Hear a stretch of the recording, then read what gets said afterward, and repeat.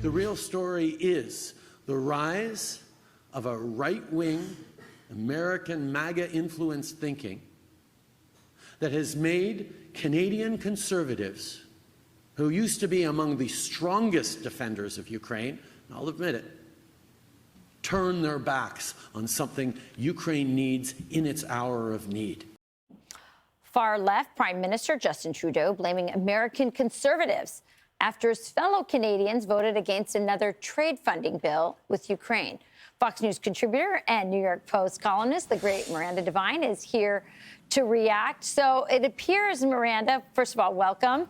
It appears that Justin Trudeau is concerned about MAGA infiltration in Canada instead of, I think, commie infiltration, which he seems to be the leader of. That's right, Rachel. He is taking, I guess, a page out of Joe Biden's book, a very unpopular politician in desperate straits. And so what he does is try and divide and conquer. He tries to demonise conservatives. And in Canada, you can't get more demonising than to compare them to MAGA or Trump supporters in America. And look, Justin Trudeau has just been named by his people as the most unpopular president in 50 years. And he's lying to them again. The reason that the Conservative Party in Canada rejected that bill for Ukraine is because Justin Trudeau tried to slip in a carbon tax to saddle the Ukrainian people with a carbon tax. And, you know, there's a very sort of insurgent and risingly popular opposition leader in Pierre Poilievre. Viewers might remember him as the guy with the apple who was just smoothly taking apart a journalist recently who was asking him ridiculous questions.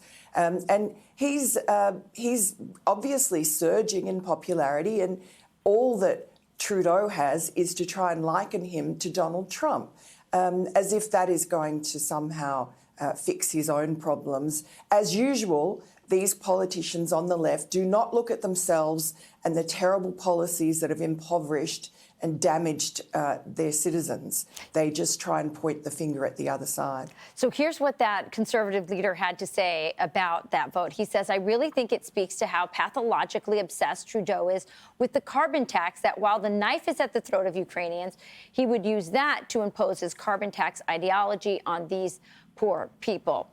So, Miranda, it's interesting. They're mad about the carbon tax. I think we should wrap the whole war up, find a peace agreement. America's overextended. I'm sure many Canadians feel that way, too. But it's the carbon tax that has got the Canadian Conservatives upset with Trudeau.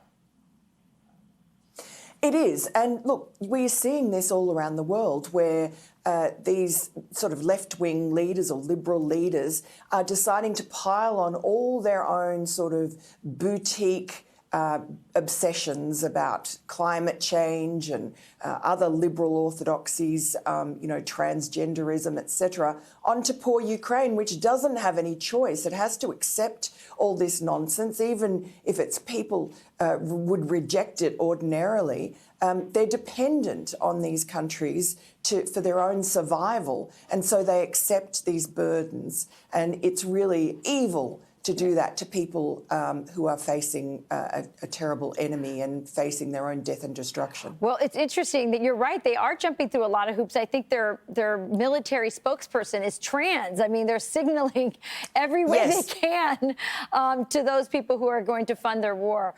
Well, Miranda, really great to have you on. Thanks for clearing that up. The Canadians have their own troubles up there, but we love having you here. So thank you. Thanks so much. Okay. Bye, Rachel. I'm Steve Ducey. I'm Brian Kilmeade. And I'm Ainsley Earhart. And click here to subscribe to the Fox News YouTube page to catch our hottest interviews and most compelling analysis.